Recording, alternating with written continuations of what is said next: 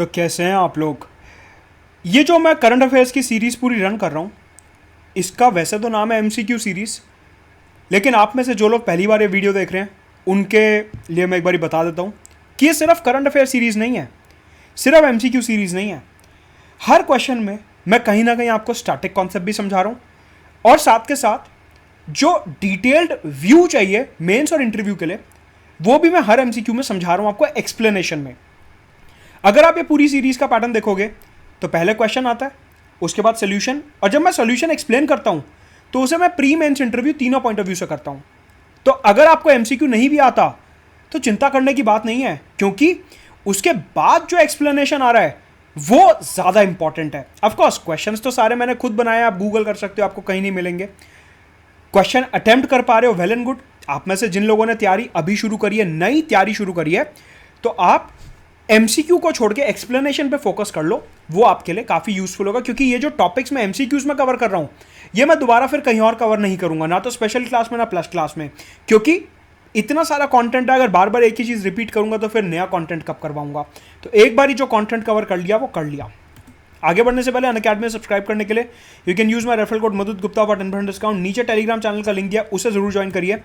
Unacademy पे हमारा जो है ईयर लॉन्ग टेस्ट सीरीज आ रहा है, जिसमें आपको 80 टेस्ट मिलेंगे हर साल, 50 टेस्ट प्रीलिम्स के और मेंस के भी आपको मिलेंगे टेस्ट यहाँ पे। सो ये जो ऑफर है ये 30 जून को एंड हो रहा है, जहाँ पे आपको 1 साल से ज़्यादा के सब्सक्रिप्शन के साथ ये आपको एब्सोल्युटली फ्री मिलेगा। इसी के साथ कॉम्बो ऑफर चल रहा है, अगर आप जीएस और ऑप्शनल को साथ में सब्सक्राइब करते हो तो 25% डिस्काउंट मिलेगा, और 10% रेफरल कोड यूज़ करने पे, आपको रेफरल कोड तो पता ही है। इसी के साथ हर संडे अपना जो है कॉम्बैट होता है सुबह 11 बजे। अनअकैडमी ने स्पेशलाइज नोट्स निकाले हैं, 20 बुक्स हैं इंग्लिश और हिंदी दोनों में, जो आपको एब्सोल्युटली फ्री मिलेंगे अगर आप 1 साल से ज़्यादा का सब्सक्रिप्शन लेते हो तो। इसी के साथ 23 जून से बैचेस शुरू हो रहे हैं 2021, 22 और 23 के लिए, revision batch, 1 year batch, 2 year batch, English, Hindi और बाइलिंगुअल लैंग्वेज में। सो सबको अटेम्प्ट करिए, अटेंड करिए and enrol to Unacademy using the referral code मदद गुप्ता। Let's crack it. आज का पहला question, consider the following statements about Unlawful Activities Prevention Act 1967. The Unlawful Activities Prevention Amendment Act 2019 allows the government to declare an individual as a terrorist. The Unlawful Activities Prevention Amendment Act 2019 allows the National Investigation Agency to carry out investigation in terror-related cases without the approval of the concerned state police. The Schedule 1 of the Unlawful Activities Prevention Act 1967 deals with the conventions covered by the law. आपको बताना है correct statement कौन सा है, attempt करिए, नहीं होता कोई बात नहीं, पूरा यूएपीए एक्ट इसके बाद एक्सप्लेन कर दूंगा, आपको क्लियर हो जाएगा। So the answer is first and second statement are correct, third statement is incorrect. Answer is A 1 and 2। अगर हम अनलॉफुल एक्टिविटीज प्रिवेंशन एक्ट 1967 की बात करते हैं तो this deals with terrorist activities. Basically आतंकवाद को रोकने के लिए, आतंकवाद पे रोक लगाने के लिए हमारे पार्लियामेंट ने एक कानून पास करा, अनलॉफुल एक्टिविटीज प्रिवेंशन एक्ट। ये जो पर्टिकुलर कानून है ये आतंकवाद से रिलेटेड बहुत सारे मसले कवर करता है, सच एज टेररिस्ट एक्टिविटीज, कहीं पे बॉम्ब ब्लास्ट हो गया, फिदाइन हमला हो गया, टेरर फंडिंग, जो लोग आतंकवाद को पैसा दे रहे हैं, कॉन्स्पिरेसी, जो प्लानिंग में इन्वॉल्व हैं, ऑर्गेनाइजिंग टेरर कैंप्स, रिक्रूटिंग, जो अलग अलग यूथ को पोलराइज करते हैं, उनको आतंकवाद की तरफ धकेलते हैं, हार्बरिंग टेररिज्म, हार्बरिंग टेररिस्ट, अपने घर में आतंकवादियों को पनाह देना, थ्रेटनिंग द विटनेसेस, कोई अगर आतंकवादी मसले में गवाही देना चाहता है अपने देश के लिए, उसको अगर कोई धमकाता है, डराता है, तो वो भी इस एक्ट के अंडर कवर्ड है। Terror financing and using the proceeds of terror activities, कि अगर कोई आदमी आतंकवाद से कमाए हुए पैसे को आगे कहीं यूज करता है, वो भी एक क्राइम है। ये सारी की सारी चीजें related to terror financing, terror funding, conspiracy, harbouring, organising, recruiting etcetera, ये सब कुछ अनलॉफुल एक्टिविटीज प्रिवेंशन एक्ट 1967 के अंडर कवर्ड है। मतलब कि हमारे देश में आतंकवाद से लड़ने के लिए एकमात्र कानून जो है वो यूएपीए 1967 है। अगली बार अखबार में आप कहीं भी यूएपीए का नाम सुनो तो आपको आतंकवाद दिमाग में आना चाहिए। पहले क्या होता था, जो ओरिजिनल कानून था 1967 का, इसके तहत सिर्फ और सिर्फ ऑर्गेनाइजेशंस आतंकवादी संगठन डिक्लेयर की जा सकती थी। फॉर एग्जाम्पल जैश ए मोहम्मद, लश्कर तैयबा, हिजबुल मुजाहिदीन, ये जो टेरर ऑर्गेनाइजेशंस हैं, आप सिर्फ इन्हीं को आतंकवादी घोषित कर सकते थे। जो इंडिविजुअल्स हैं उनको आतंकवादी घोषित नहीं कर सकते थे। कहने का मतलब है, अगर आप ओसामा बिन लादेन को आतंकवादी घोषित करना चाहते हो, अगर आप लेट अस से मसूद अजहर को आतंकवादी घोषित करना चाहते हो, तो आप उनको पहले नहीं कर सकते थे आतंकवादी घोषित। मतलब कि ऑर्गेनाइजेशन को आतंकवादी घोषित कर सकते हो, लेकिन ये मसूद अजहर टाइप और हाफिज सईद टाइप जो आतंकवादी हैं, इंडिविजुअली अगर आप इन्हें आतंकवादी घोषित करना चाहते थे तो यूएपीए 1967 के अंडर नहीं कर सकते थे। भारत सरकार ने 2019 में कानून को अमेंड करा और यह बोला कि अब से 2019 के अमेंडेड वर्जन के अंडर ऑर्गेनाइजेशंस तो आतंकवादी घोषित कर ही सकते हो, इंडिविजुअल्स को भी आतंकवादी घोषित करने की सुविधा दी जाएगी कि अगर आप Hafiz Saeed, Hafiz Saeed, Masood Azhar, जाकिरुर Rahman Lakhvi, David Coleman Headley type लोगों को आतंकवादी घोषित करना चाहते हो, इंडिविजुअल आदमी को आतंकवादी घोषित करना चाहते हो, तो आप इस अमेंडेड कानून के अंडर कर सकते हो। पहले सिर्फ ऑर्गेनाइजेशन कर सकते थे, अब इंडिविजुअल आदमी और ऑर्गेनाइजेशन दोनों को आतंकवादी घोषित कर सकते हो। इसके अलावा हमारे यहां मुंबई टेरर अटैक 26/11/2008 को जो हमारे मुंबई शहर में टेरर अटैक हुआ था अजमल कसाब वाला, उसके बाद एक बॉडी बनाई गई टेरर केसेस में इन्वेस्टिगेशन के लिए, जिसको बोला जाता है नेशनल इन्वेस्टिगेशन एजेंसी NIA। ये NIA जो है ये एक स्टैट्यूटरी बॉडी है जो 2008 के कानून से बनाई गई थी। ये जो NIA है, नेशनल इन्वेस्टिगेशन एजेंसी, हिंदुस्तान में जितने भी आतंकवाद रिलेटेड मसले हैं, terror funding, financing, recruiting, camping, harbouring etcetera, जितने भी आतंकवाद रिलेटेड मसले हैं, ये बॉडी NIA इन सबकी इन्वेस्टिगेशन करती है। अच्छा ठीक है, बेसिकली जो ओरिजिनल कानून था और जो अभी 2019 में अमेंडेड वर्जन पास हुआ है, इन दोनों में एक छोटा सा फर्क है। सवाल उठता है, सर क्या फर्क है? पहले जो ओरिजिनल कानून था उसमें यह था कि अगर NIA इन्वेस्टिगेशन करना चाहता है, जैसे जम्मू कश्मीर, पंजाब या फिर महाराष्ट्र कहीं पे कोई आतंकवादी अटैक हुआ, अगर उसकी इन्वेस्टिगेशन करनी है तो पहले आपको DGP of the state police से अप्रूवल चाहिए होता था। हर स्टेट में जो पुलिस के हेड होते हैं उनको DGP बोला जाता है, डायरेक्टर जनरल ऑफ पुलिस। तो अगर मान लीजिए महाराष्ट्र में कोई इन्वेस्टिगेशन करना है तो DGP ऑफ महाराष्ट्र से अप्रूवल चाहिए होता था। पंजाब में इन्वेस्टिगेशन करना है तो DGP ऑफ पंजाब से जो है अप्रूवल चाहिए होता था। NIA को अप्रूवल्स के लिए काफ़ी वेट करना पड़ता था, लेकिन सरकार ने बोला आतंकवाद जो है वो नेशनल सिक्योरिटी का मसला है और हम इसमें डिलेज नहीं करवा सकते।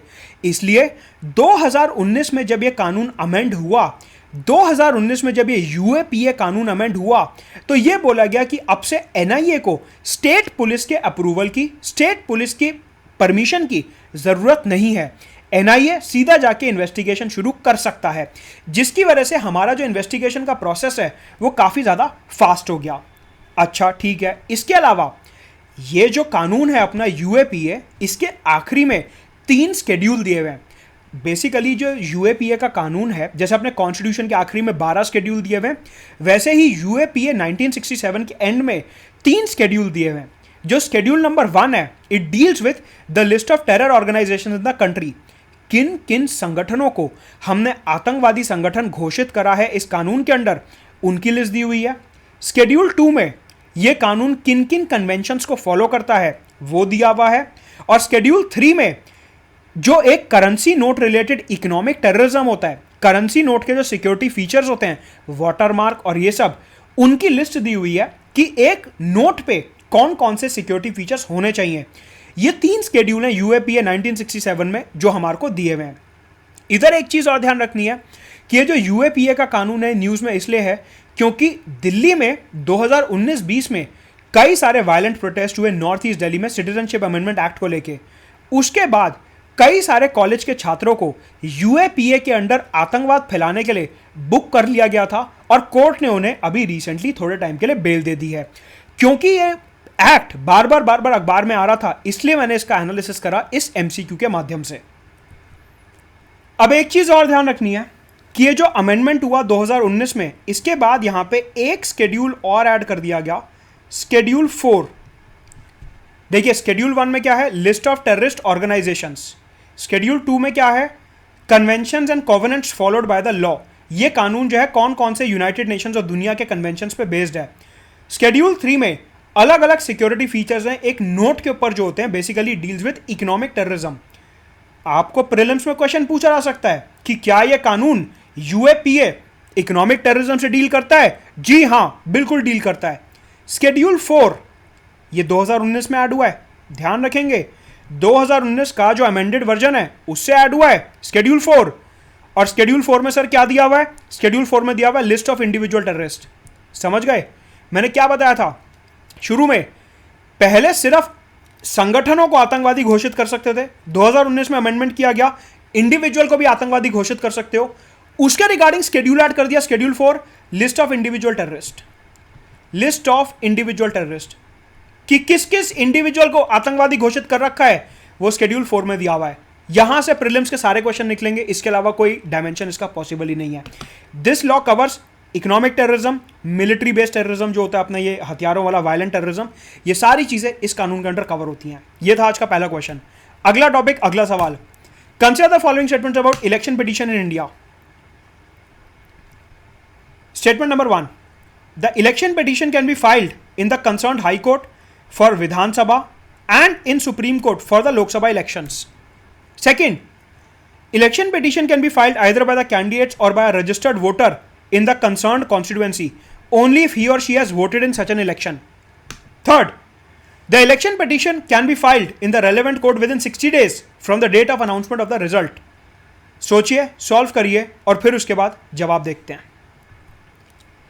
So the answer is D, 1, 2 and 3. अब आप में से यहां पे काफी लोग धोखा खा गए होंगे।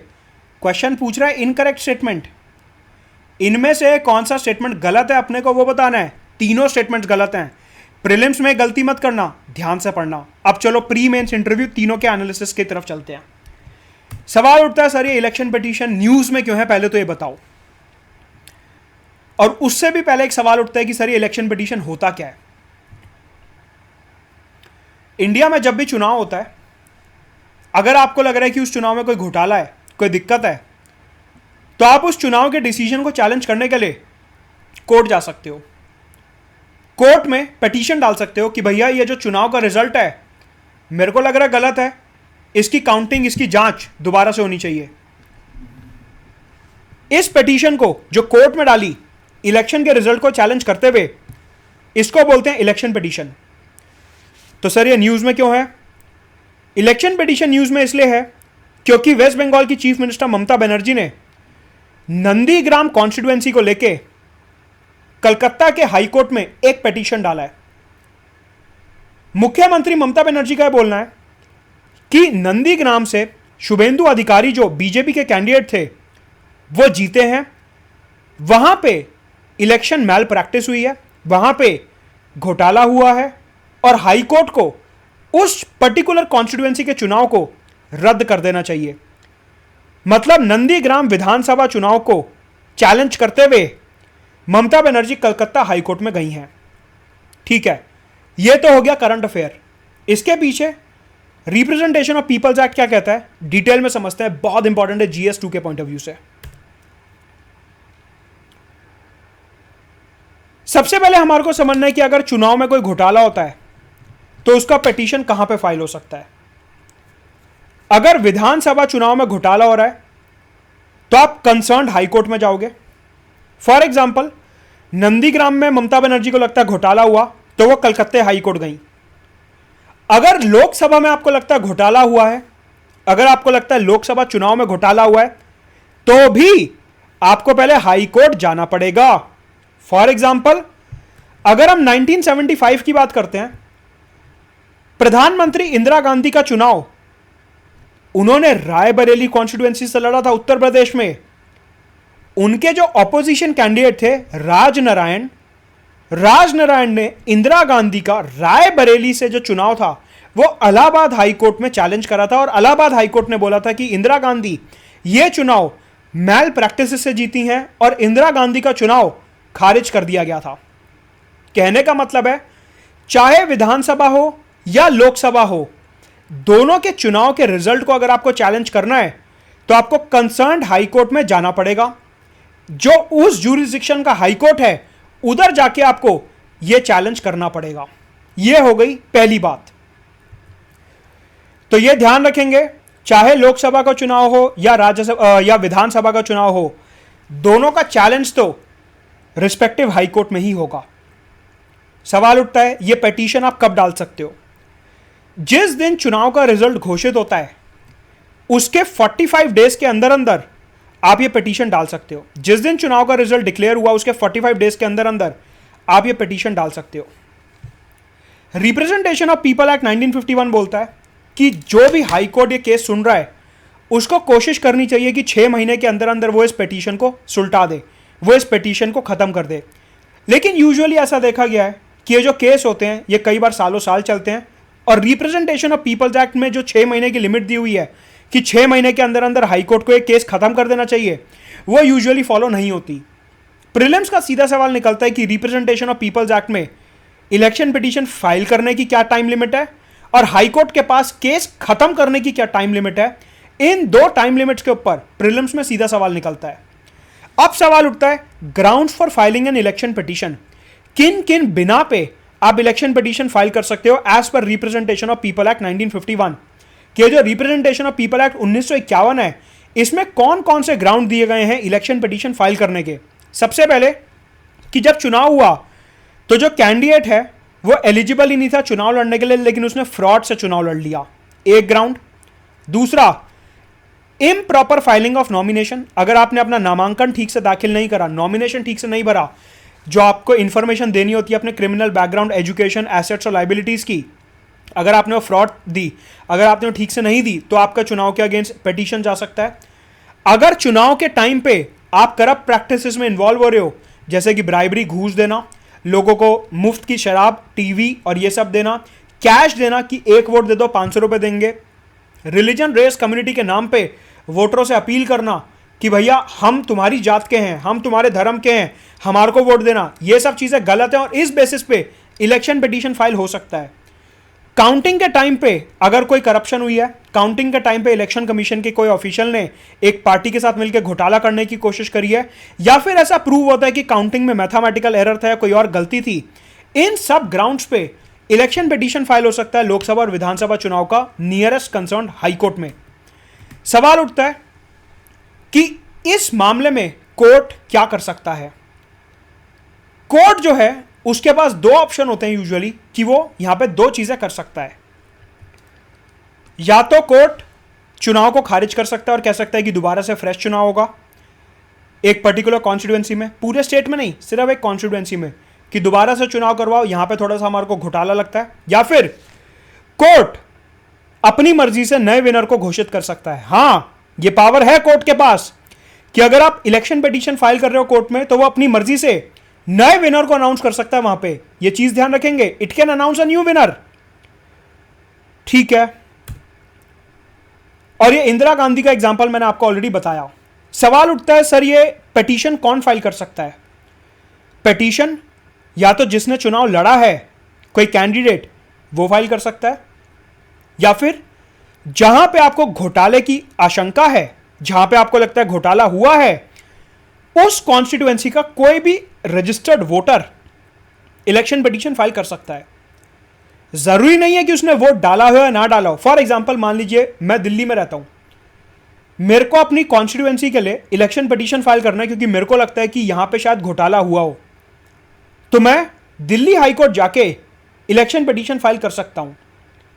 कोर्ट मेरे से यह नहीं पूछेगा कि मैंने वोट डाला या नहीं डाला, चाहे मैंने वोट डाला हो चाहे ना डाला हो, फिर भी मैं इलेक्शन पिटीशन फाइल कर सकता हूं, प्रोवाइडेड मैं दिल्ली में इस कॉन्स्टिट्यूएंसी में रजिस्टर्ड वोटर हूं, इलेक्शन कमीशन के इलेक्टोरल रोल में मेरा नाम आता है।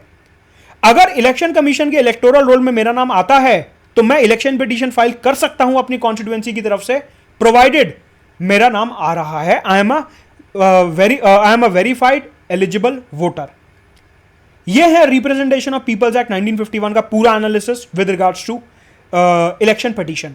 आई hope this concept is clear to you. अगला सवाल, आगे बढ़ने से पहले नीचे टेलीग्राम चैनल का लिंक दिया, उसे ज्वाइन कर लो, और रेफरल कोड आपको पता है मुदत गुप्ता मेरा नाम डालना है बिना किसी स्पेस के कैपिटल में, वो डाल देना अनअकैडमी में सब्सक्राइब करने के लिए। अगला सवाल है with regards to jurisdiction of high courts in India. Consider the following statements about the jurisdiction of high courts in India. First, an union territory can not have a high court of its own and it comes under the jurisdiction of the nearest state high court. कि एक जो केंद्रीय प्रशासित area है उसके पास खुद का उच्च न्यायालय नहीं हो सकता, और जो पास का राज्य है उसके उच्च न्यायालय में उसका जुरिस्डिक्शन होगा। Second, whenever an union territory comes under the jurisdiction of a state high court, the legislature of the concerned state can modify the jurisdiction of the high court with regards to the union territory. सोचिए इसके बारे में और फिर solve करते हैं, देखते हैं क्यों है ये न्यूज में। So the answer is D, neither one nor two. दोनों ही स्टेटमेंट जो हैं वो गलत हैं। सवाल उठता है सर ये न्यूज में क्यों है? बेसिकली एक हिंदू में रिपोर्ट आई थी और यह बोला गया कि जो अपनी लक्षद्वीप नाम की यूनियन टेरिटरी है, आइलैंड यूनियन टेरिटरी, अभी की तारीख में वो केरला हाईकोर्ट के अंडर आता है। ऐसा न्यूज में रिपोर्ट किया गया है कि शायद उसे केरला हाईकोर्ट से कर्नाटका हाईकोर्ट में ट्रांसफर कर दिया जाएगा। ऐसा न्यूज में आया है, और ये कितना सच है कितना नहीं हम नहीं कह सकते अभी, लेकिन कॉन्स्टिट्यूशन का मसला है तो हम तो डिस्कस कर ही लेते हैं, ये तो वैसे भी स्टैटिक पार्ट है, चेंज तो होना नहीं है। लेकिन न्यूज में यह आया था कि केरला से कर्नाटका हाईकोर्ट में लक्षद्वीप का जुरिस्डिक्शन ट्रांसफर कर दिया जाएगा, कि अगर लक्षद्वीप के लोगों को हाईकोर्ट जाना है तो केरला नहीं कर्नाटका जाएंगे, ऐसी बात चल रही है। अभी केरला जाते हैं, आने वाले टाइम में शायद कर्नाटका जा सकते हैं। क्यों? समझते हैं। अपने कॉन्स्टिट्यूशन का जो आर्टिकल नंबर 230 है वो पार्लियामेंट को एक अथॉरिटी देता है। वो कहता है कि पार्लियामेंट कानून बना के किसी भी यूनियन टेरिटरी को किसी हाईकोर्ट की जुरिस्डिक्शन में ला सकता है। फॉर एग्जाम्पल, अगर आपको अंडमान निकोबार को कैलकाटा हाईकोर्ट के अंडर लाना है तो पार्लियामेंट को कानून पास करना पड़ेगा। लक्षद्वीप को अगर केरला हाईकोर्ट में लाना है तो पार्लियामेंट को कानून पास करना पड़ेगा।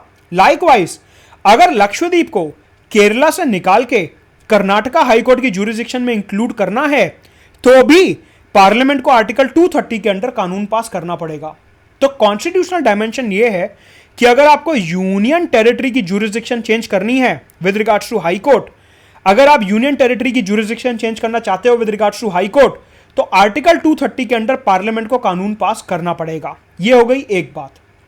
दूसरी बात यह है कि अगर एक यूनियन टेरिटरी किसी स्टेट हाईकोर्ट के अंडर आ रही है, फॉर एग्जांपल लक्षद्वीप जो है वो केरला हाईकोर्ट के अंडर आता है, या फिर जो अंडमान निकोबार है वो कैलकाटा हाईकोर्ट के अंडर आता है, इसका यह मतलब नहीं है कि केरला असेंबली या वेस्ट बंगाल असेंबली को पावर मिल जाएगी कि वो लक्षद्वीप और अंडमान निकोबार से रिलेटेड जो हाईकोर्ट के मसले हैं उनमें इंटरफेयर कर सकें। नहीं, मतलब भी कि वेस्ट बंगाल की असेंबली और केरला की असेंबली हाईकोर्ट की जुरिस्डिक्शन को केरला और अंडमान निकोबार के लिए चेंज नहीं कर सकते।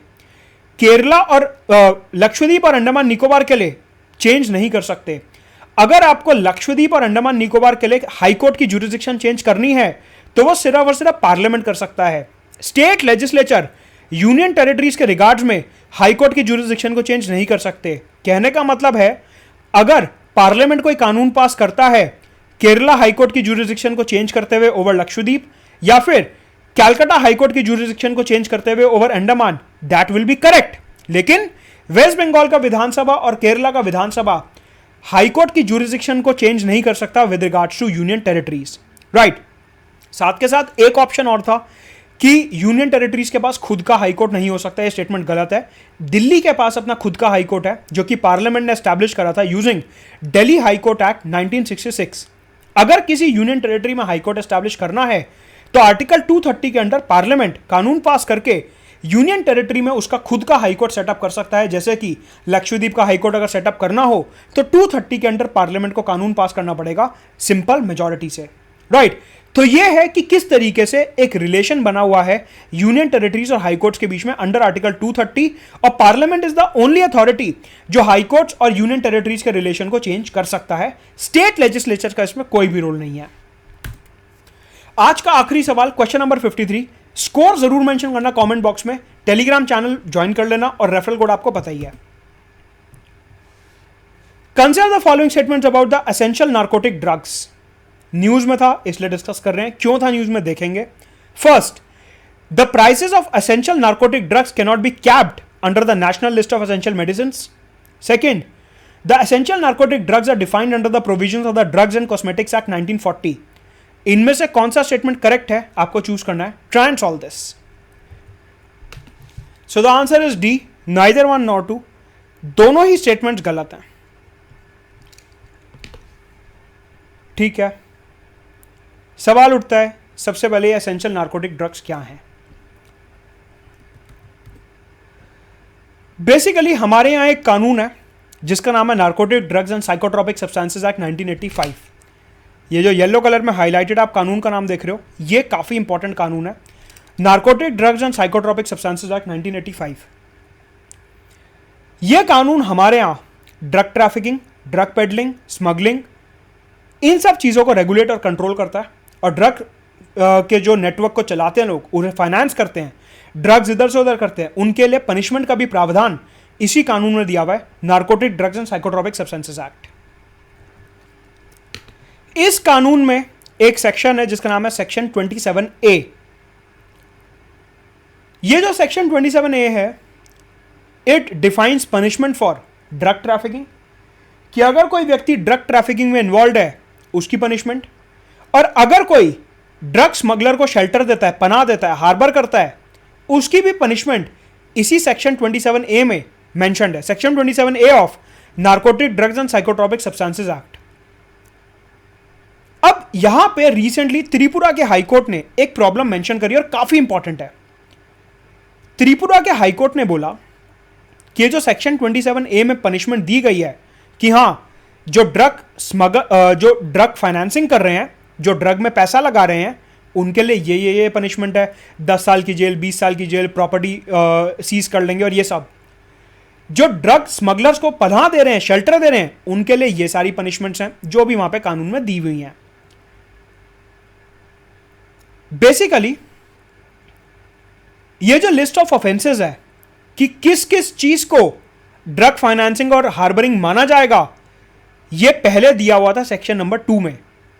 इनिशियली जो ओरिजिनल कानून है उसके सेक्शन 2 में लिस्ट ऑफ ऑफेंसेस दिया हुआ था और पनिशमेंट दी हुई थी सेक्शन 27A में। तो 27A में क्या हो गया, पनिशमेंट किसके लिए, जो सेक्शन 2 में क्राइम्स मेंशन्ड है।